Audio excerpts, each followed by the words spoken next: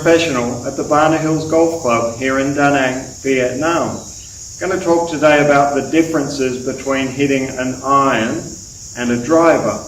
Essentially the swing is the same. The basic swinging motion between an iron and a driver is the same, but there are a few subtle little differences. Firstly, with the setup. So we're going to have two videos on this topic. The first is talking about the setup, and the second, I'm going to give us a drill, an exercise that'll help us get a feel for that difference in the hitting zone. So with the setup, we need to make some adjustments in our setup that helps us to hit up on the ball a little bit with the driver.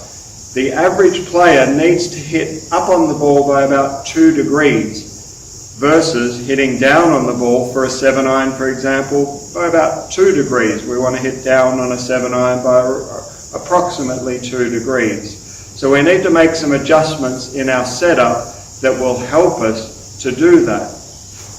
Now, first of all, the posture and the distance from the ball, or the distance from the ball is going to change, but that's only because of the length of the club. We don't do anything different with our posture and the way that our arms hang down from our shoulders. So you'll see here, I've got a 7-iron, I've got a driver, but my posture and my arm position are essentially the same.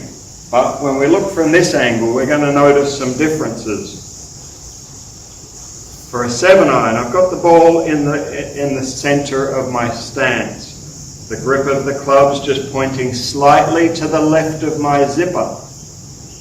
That allows me to keep my head centered over the ball coming into the impact zone. My head is over the ball and I'm hitting slightly down on the ball by about that 2 degrees. However, the driver, rather than having the ball in the center of the stance, we have the ball more opposite the front foot.